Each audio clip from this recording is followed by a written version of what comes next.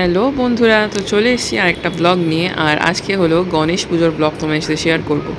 তো মর্তে কিন্তু দুর্গা ঠাকুরের আগে আগে চলে এসেছেন তার ছেলে গণেশ বাবাজি। আর আমরা চলে গেছিলাম আমার ছোট মাসি শাশুড়ির বাড়িতে গণেশ পুজোর নিমন্ত্রণতে।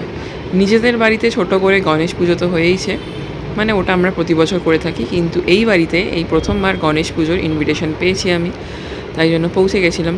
দেখো, যাওয়ার পরেই কিন্তু আমাদেরকে প্রসাদ দিয়ে দেওয়া হয়েছে। আর এই যে সুন্দর সুন্দর মোদকগুলো দেখতে পাচ্ছ, এগুলো কিন্তু আমার বড় ননদিনী বানিয়েছে।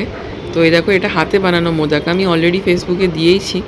আর এই যে দেখো, ডিনারে রয়েছে পনির, আলুর দম। আর এই যে এটা হচ্ছে ছোটো ননদিনী, ও তো এক্সাইটেড হয়ে নাচানাচি শুরু করে দিয়েছে। দেখো, এখানে ফ্রাইড রাইস রয়েছে। তো রাতে খাওয়ার জন্য ডিনারে এইগুলোই অ্যারেঞ্জমেন্ট হয়েছিল।